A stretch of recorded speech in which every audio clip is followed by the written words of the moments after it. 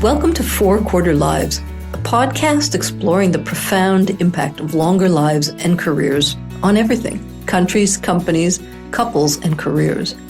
I'm Avivah Wittenberg-Cox, and on this week's 4 Quarter Lives, I'm republishing a conversation with Michael Fossat, head of the Future Ready program at Schneider Electric, a 150,000-person global company that decided to do something most organizations are still only talking about: redesigning career architecture for the world people are actually living in.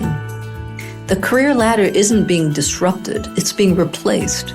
What comes next is messier, more interesting, and a far better fit for the longer lives people are actually now living. Multiple reinventions, non-linear progressions, purpose-driven pivots that no traditional talent model knows how to accommodate.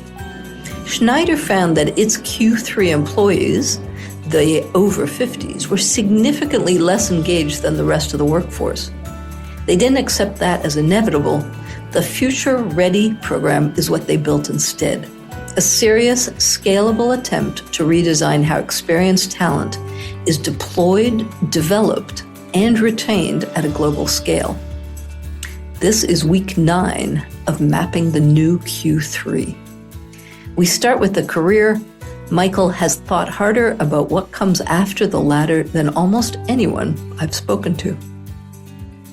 Michael, welcome to 4 Quarter Lives. Thank you for joining me. Thank you. Hello.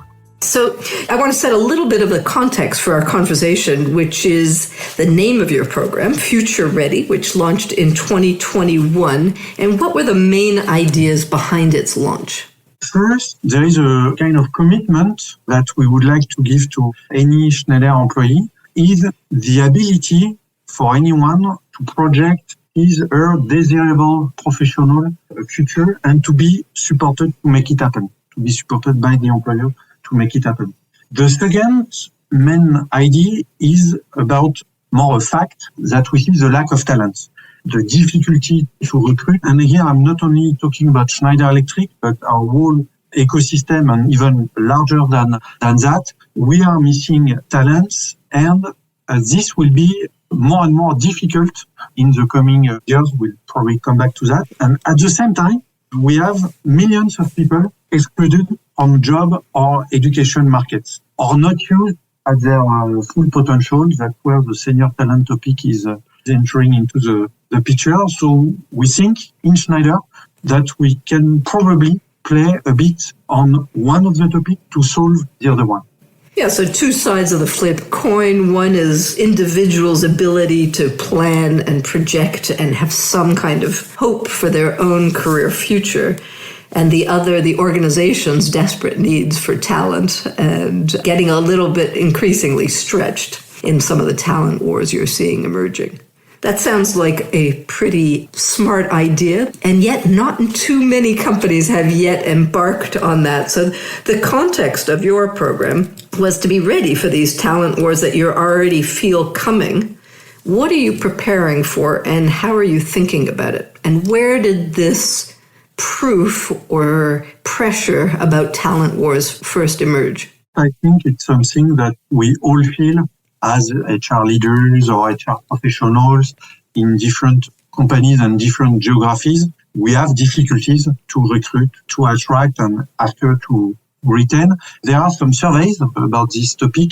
There is one from Korn Ferry, which is mentioning a talent crunch and which is predicting a shortfall of 100 million people in the workforce by 2030. So after tomorrow is 100 million people. Wow. In the 20, if I remember correctly, the 20 main economies, which means at global level it's even more. And the reason for that is mostly coming from the demographics. We are entering in an era where we'll have an aging population. I think you are well aware about this, but this has an impact on the active workforce and potentially a huge business impact. In this survey, they are mentioning an impact of $8.5 trillion, which is basically the business you are not doing because you need somebody to fulfill the job. So it's approximately $100,000 for each missing job.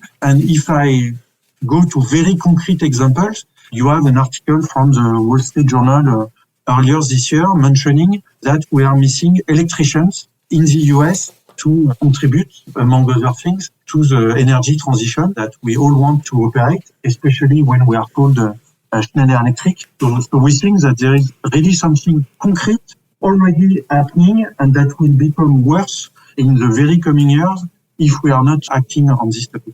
That's some pretty dramatic numbers, 100 million people missing from the workforce by 2030.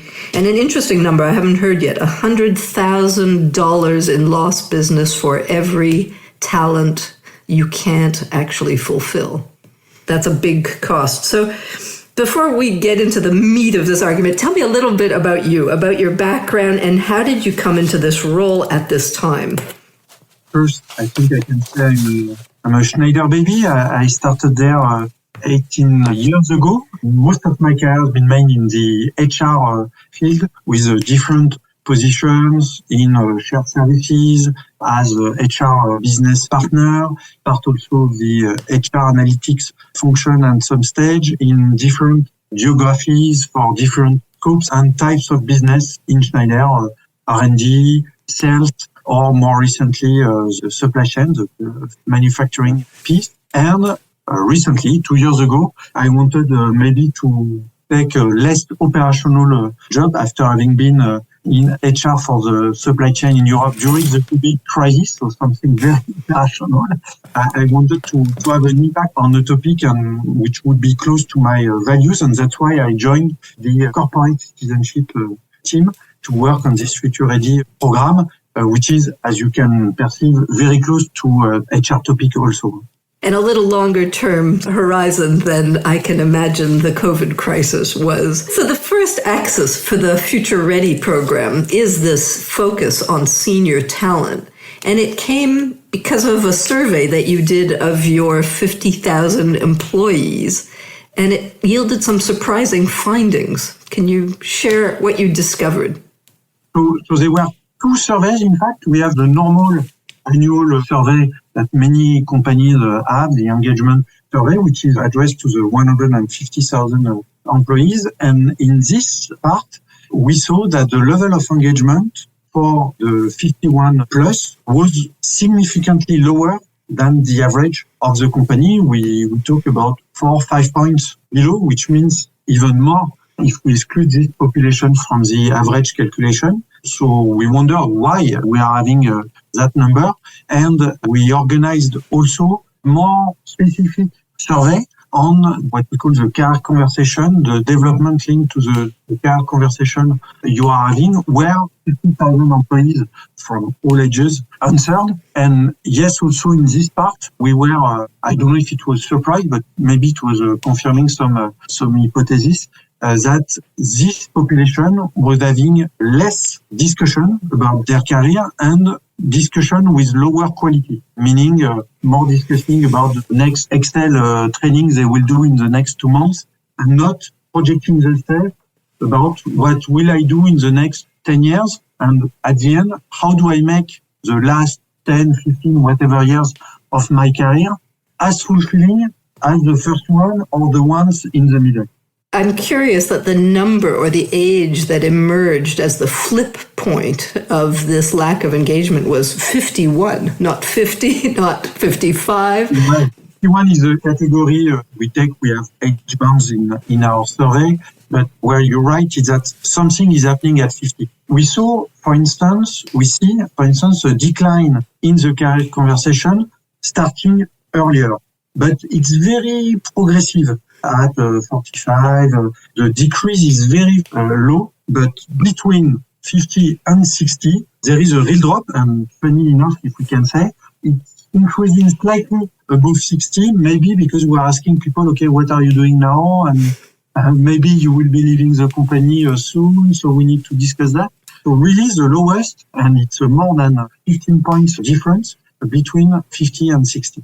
So a real decade of focus. And when you say a lack of quality in the conversation, aside from this idea of short-sightedness, that they're no longer talking about long-term planning, is there any other anecdotal report of what's happening in these conversations? Are they basically just writing these people off and not curious at all about dreams, plans, visions, needs? So first, there is a specific question about was this discussion focused on the short term or mid-long term? And we see a clear difference. Then, yes, it's about the topics which are covered. We are more mentioning short-term development, trainings, or really the real immediate next step, and not what are the aspirations, what do I want to do in 5 or even longer term, and how do I get there? How the company can support me to develop what I miss to be in this future position. So that's why we are mentioning a lower quality of the conversation in comparison to the early career or the mid-career. This must differ a little bit around the world and across cultures. So give us a little bit of a picture. Schneider Electric is a huge global business. You have 150,000 employees spread across the world. What percentage of them are 51 and over? And how do these issues differ? What are some of the different countries who may be in very different stages in terms of embarking on this engagement with the longevity and future-ready issues? For this population, overall, we are mentioning a population close to 30,000 employees among those 150. So I would say a significant portion of our employees.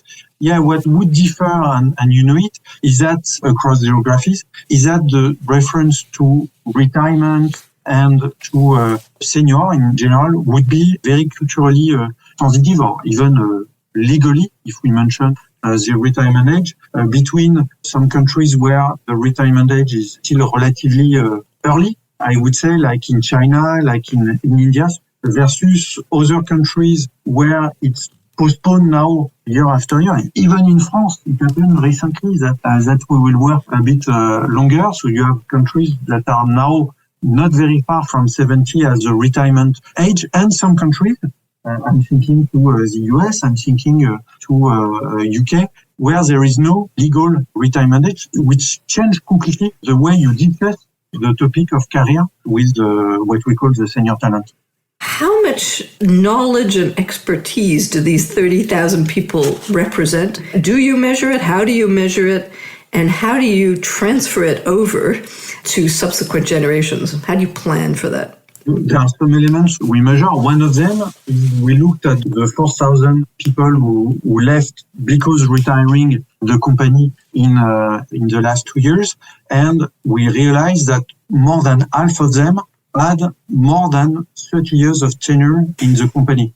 I would say by definition, this category is concentrating a big portion of our expertise. And to be clear, our business in Schneider is knowing our customer, knowing their needs, knowing our products and the technologies that are inside and the functionalities, or combining those products to create solutions for our customers. So missing this knowledge, it's also a critical business topic for us to make sure that whatever time when these people will leave the organization, we will keep the expertise within.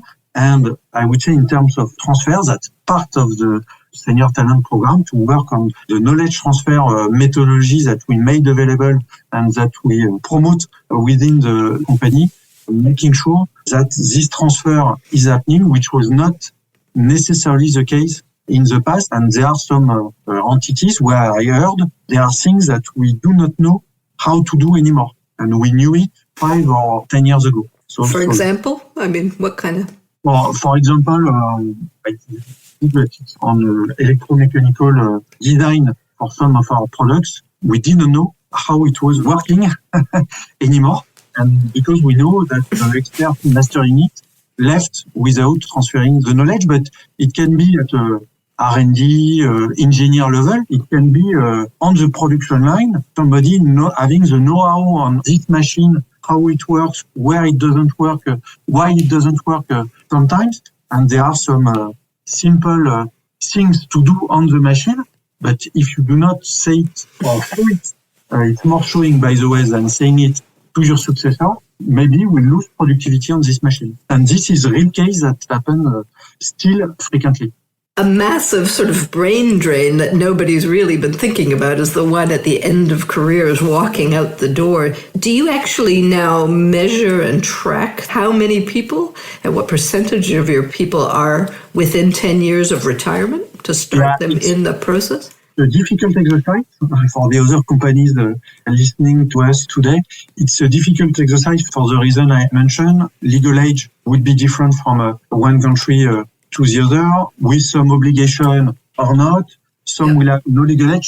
So we have to take hypothesis country by country. So what I'm saying is necessarily an estimate and not the real truth. But we estimate that between 20 and 25% of our workforce would be leaving the company in the next 10 years. So that's something we try to measure with, as I mentioned, a minimum of hypothesis, and it's even much more in our what we call top 1,000. So our top leaders, it's close to 40% that would be leaving in the next 10 years.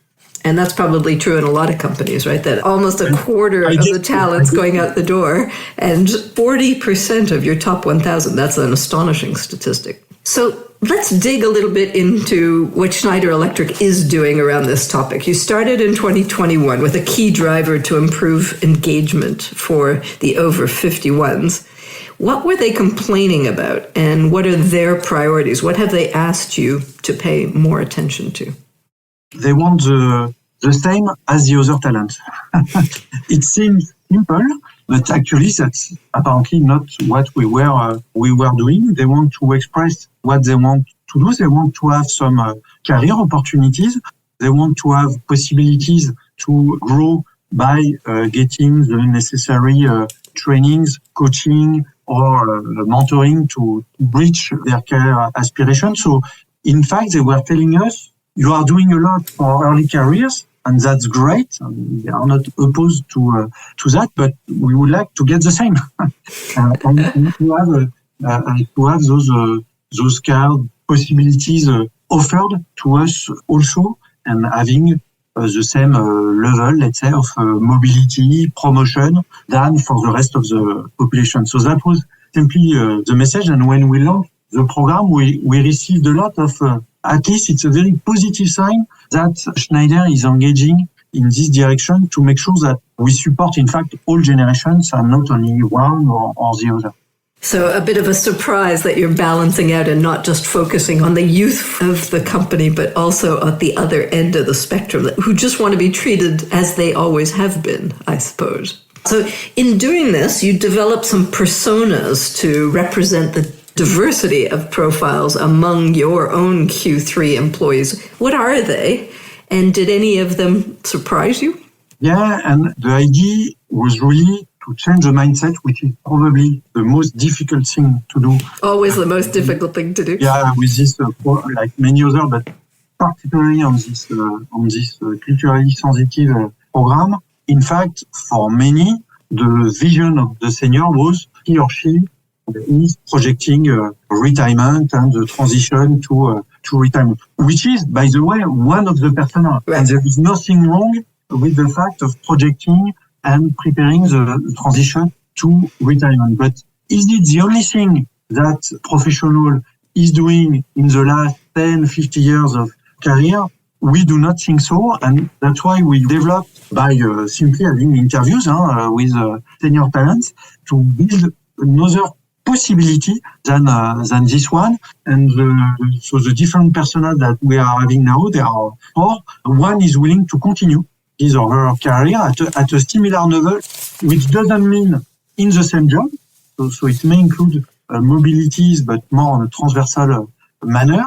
The second one, and this we heard it a lot, maybe more than what I was expecting, is the willingness to transmit knowledge, to transfer, to tell to younger generation what they have learned and how it can be useful, with a sense also of being recognized into what they know and the fact that they are sharing this knowledge with a master of their craft who wants to mentor the next generation. Exactly. And the last one, which was perhaps more surprising, or at least it's not coming as an obvious thing when we presented it, is a person willing to accelerate in the career. I want to go to the next stage, to the next level. I want to take the equivalent of the job of my boss. And that's something which was not at all, for instance, shared in talent reviews. This situation of, okay, maybe the person has the kids outside home now, who left home, a lot of time and energy. I think that the current 50, 60 is not the one that we had 40 years ago. So they are full of energy, and they have time and energy to move to the next step of their career, to the next level. And this was a persona which was, I think, not at all considered in the past. So these 4 personas: retire, continue, transmit, or accelerate. I'm curious if there are any gender differences in those. Perhaps I have a theory that many women want to accelerate in Q3. Did your personas or measurements reflect any gender differences? We actually, the persona to illustrate this persona is a lady, but no, so far we did not perceive a gender difference, but there may be one, because women's history in professional career is different, and maybe there is more this willingness to accelerate, but I cannot say we measured it so far. We'll come back for that data when you've amassed a few more years. So you started with pilots that you've been rolling out throughout this year, in 2023, a bit by wave. I think you've hit France, India, China, and Germany, so large countries which must have substantial differences in their attitudes to these things. You discovered the importance of the narrative being told and how careful you have to be about how you present. Tell us a little bit about the unexpected reactions you got. Yeah. The pilot actually started back in 21 with different entities, and those ones were among them, but 12 entities in total. And what was decided in 23 is the global deployment of this program, with the willingness to deploy in full Schneider Electric by the end of 25 and start by wave. And you mentioned the wave 1, France, India, China, and Germany. What we discovered through this pilot is when we were inviting the senior talent that we are mentioning here in a career development workshop, for instance, half of them, the first feeling was fear. A fear of layoff, a fear of an individual discussion about will you be leaving the company, or can we help you to leave the company? So the first reaction for half of the people was fear. And that's why from the pilot, we really had the lesson learned that the narrative, how we promote the program before engaging any workshop, really key. And we had to show that the program was, in fact, having a positive objective of having an open discussion on the career to come, whatever the operations would be.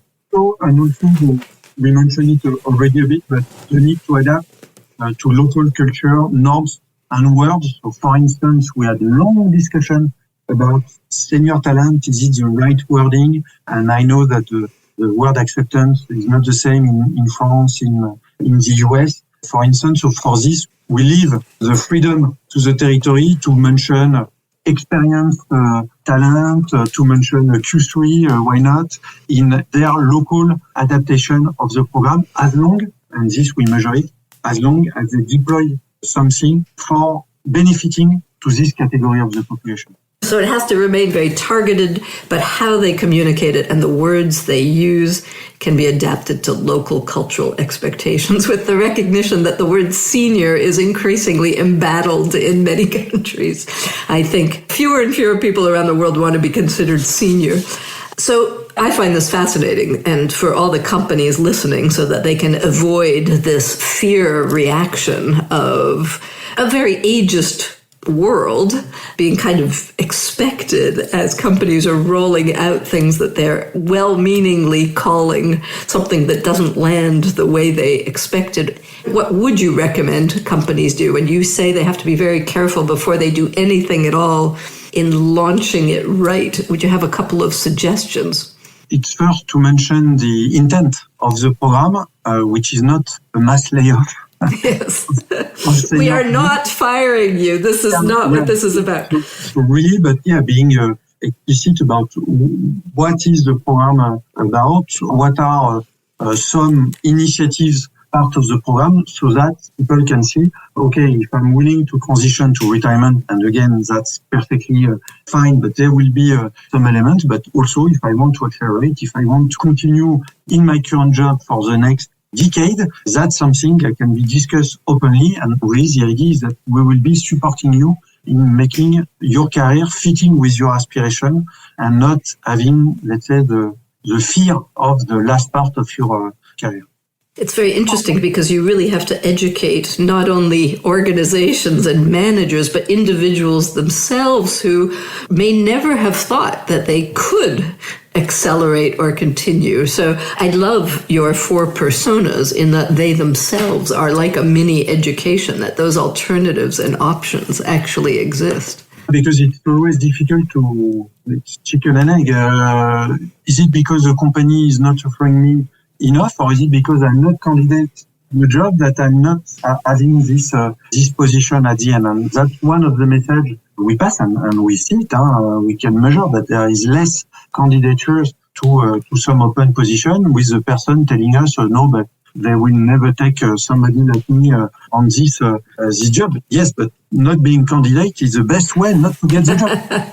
Yes, right. It's also an overall raising awareness overall across our employees about those attitudes. How do you do that? How are you shifting the mindsets, the stereotypes? How are you doing that in a global context with so many different cultural norms? What's the process been? You mentioned it, but I think the personas are contributing to it. And what we try to do is to have a presentation of the program where you have some initiatives which are common to the different personas. For instance, health check. Health is a topic that came quite often, frequently in the discussion, or having a better view on my financial conditions for retirement, having access to a platform and to a consultant giving me this insight, and some which are more specific to one or the other of the personas. So I will mention progressive retirement, part-time for the one willing to transition, but upskilling, eventually reskilling for the one willing to continue at the same level, leadership program, manager program for the one willing to accelerate, or it can be the knowledge transfer methodology, the mentoring for the one willing to transmit. So trying to show to people concrete examples of initiatives they can benefit of depending what their aspirations are. Then we are trying to train both, it's important, both employees and managers to the career discussion. We are, and that's one criteria we impose to all territories. They have to have those training offered to employees and managers, because if you just, let's say, for the discussion, it can be a kind of 5 minutes action. What do you want to do? Okay, end of the discussion. Here, we try to make it meaningful with all the opportunities, the available opportunities that we can propose, and the way to engage this discussion, both for the employee and for the manager. Another way to change mindset is to have specific workshop targeting this population to build their career aspiration, or their career to have at the end a solid career plan. And many told us, that was very useful, and through this I managed to express properly what I want to do and with whom I need to engage to make it happen, or what I need to complete before being able to take the job. I'm just regretting not having it at an earlier stage in my career. So even now we are thinking how we could anticipate a bit those kind of discussion.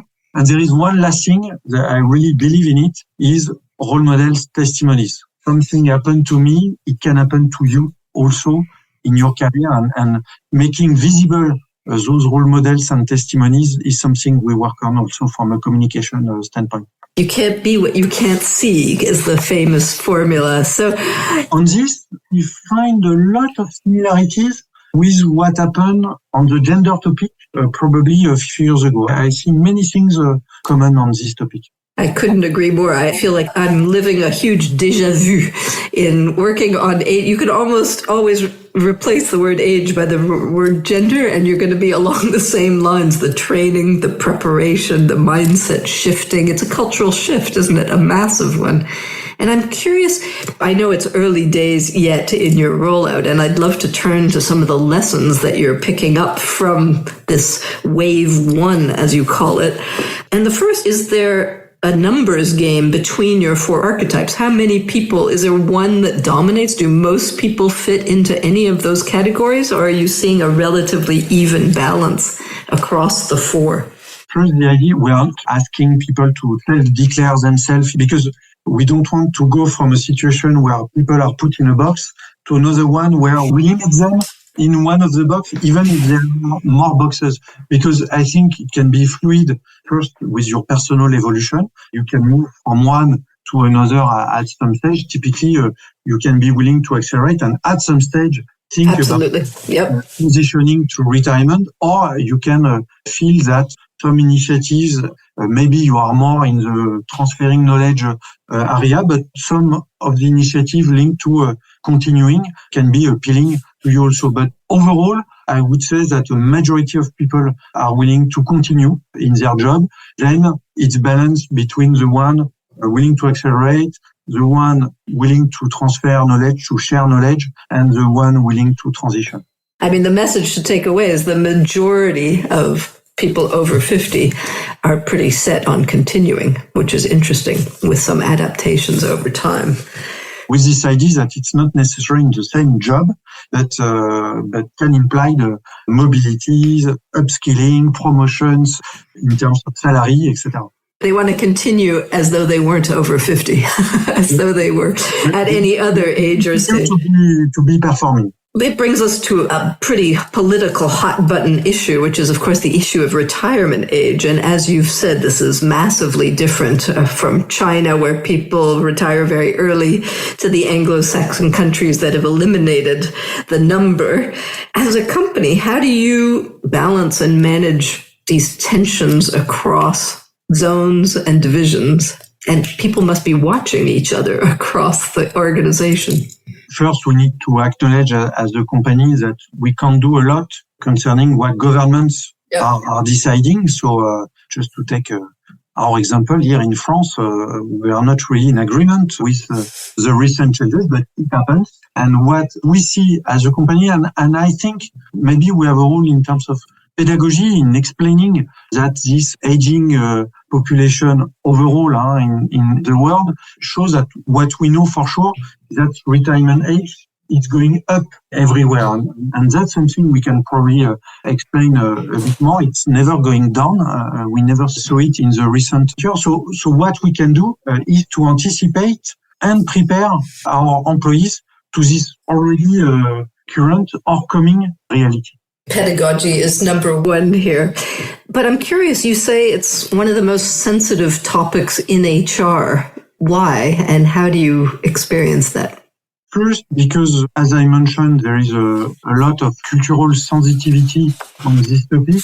The second element is that in some big geographies, we are used, and I'm thinking to Europe, for instance, we were used for decades to unemployment and early retirement mentalities, that finally it was acceptable to have the senior population leaving earlier to leave space because we were missing jobs. And in this situation, okay, why not paying somebody to go earlier on retirement? And we have been in this planning for many years, and it was not said, but socially accepted to reduce senior employment, to give space to younger people.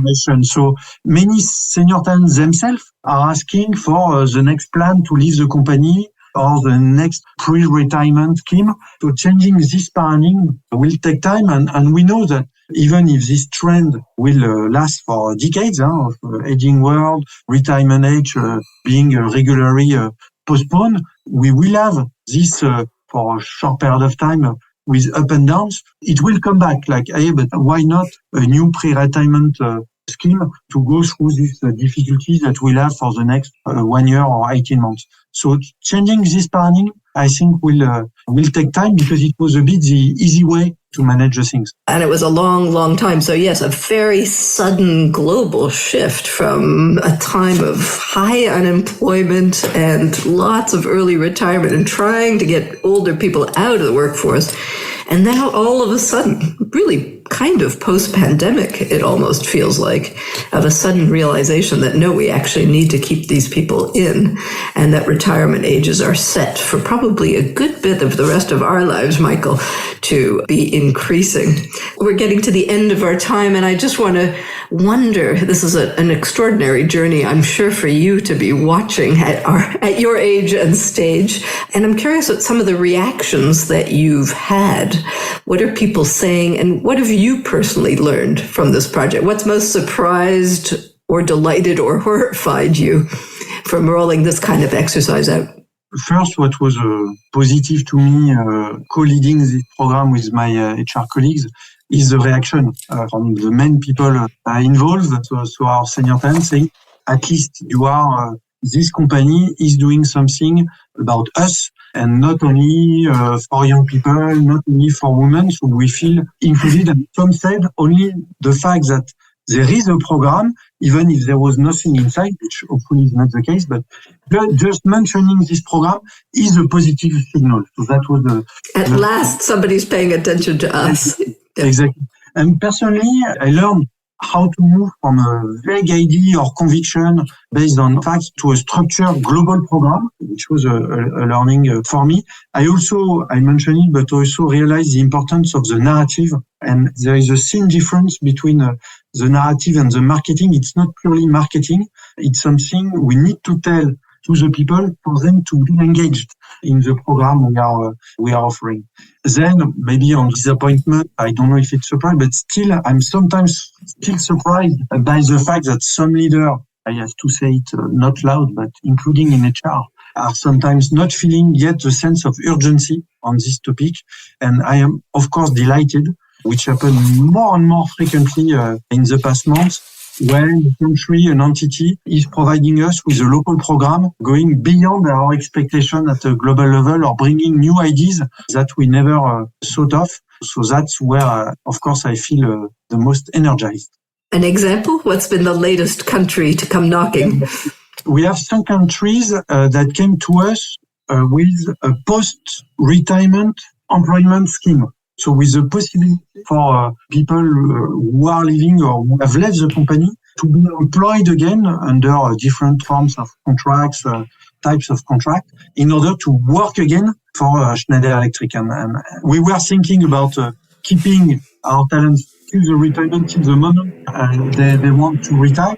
But we are now even looking beyond retirement and how we still engage with them after their retirement. You're going to do like universities. It'll be emeritus employees who never really leave, a lifelong relationship with your wonderful.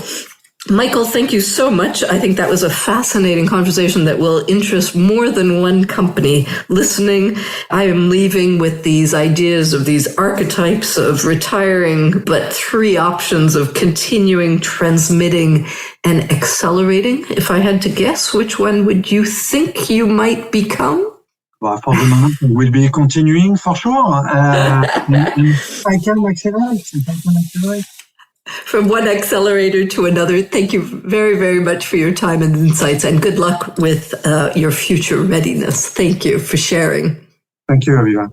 Schneider's story is instructive not because the program's finished. Michael would be the first to say it's still evolving, but because they started it. They named the problem, built a response, and learned as they went.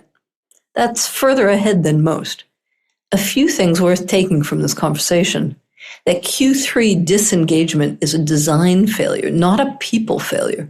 That career architecture for longer lives requires modularity, flexibility, and a genuine willingness to let experienced people reinvent inside the organization rather than outside it, that the companies that crack this earliest will have a structural talent advantage for the next decade. Next week, we move into the Q3 couple, the most overlooked variable in any midlife career decision. Jennifer Petriglieri on why the unit of analysis we've been missing isn't the individual, it's the pair. I'm Avivah Wittenberg-Cox, and these are our 4-quarter lives.